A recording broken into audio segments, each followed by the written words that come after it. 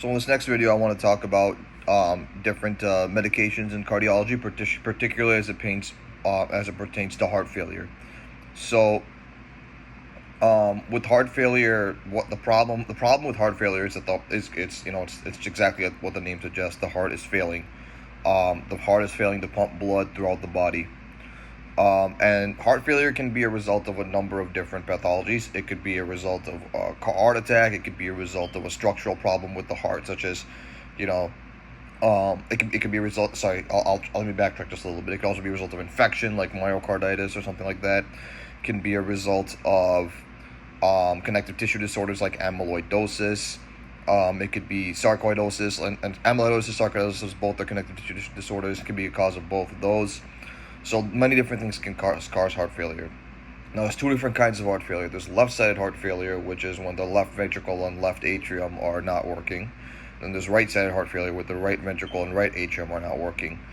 The symptoms are going to do, one thing I want to talk about before I get into the symptoms is that the most common cause of right-sided heart failure is left-sided heart failure. So the symptoms of both, or the signs and symptoms of both, are going to kind of differ just a little bit. So in right heart failure, if you think about how the heart is, the heart is in the circuit. Right heart failure, what you'll see is peripheral edema. You'll see your legs and arms might swell up. You'll see jugular venous distension, so the vein in your neck will kind of be engorged, and you can see it pulsating on an exam. Whereas in left-sided heart failure, everything before the left side of the heart will be filled with fluid. So you might see some peripheral edema, but one major differentiator between the two is that you'll hear crackles in the lungs. You'll hear rales or rhonchi in the lungs, and there's a way to treat heart failure called goal-directed medical therapy. And what this means is these medications that I'm about to talk about have a known mortality benefit in treating heart failure. So these are medications that all people get when they get heart failure. So the first medication people get is called a beta blocker. And this slows down the rate of the heart so that it doesn't work as hard. And then something else that you get is called an ARNI, called angiotensin receptor neprilysin inhibitors. So this is called sacubitril and valsartan. This also reduces some strain on the heart. And how it works is it works by inhibiting neprilysin, which causes the breakdown of angiotensin converting inhibitor, whereas losartan causes valsartan,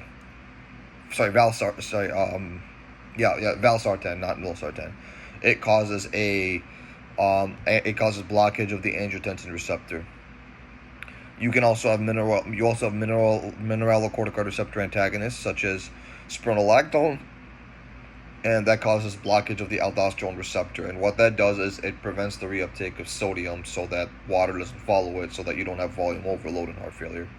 Finally, you have SGLT2 inhibitors. An example is here. Let me just look up an example. It's called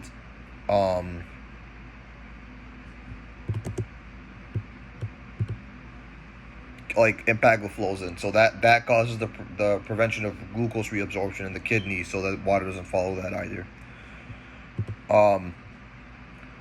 So those are for heart failure. And I'm gonna move on shift gears very slightly to something called antiarrhythmics. Antiarrhythmics are actually, we'll save that for another video.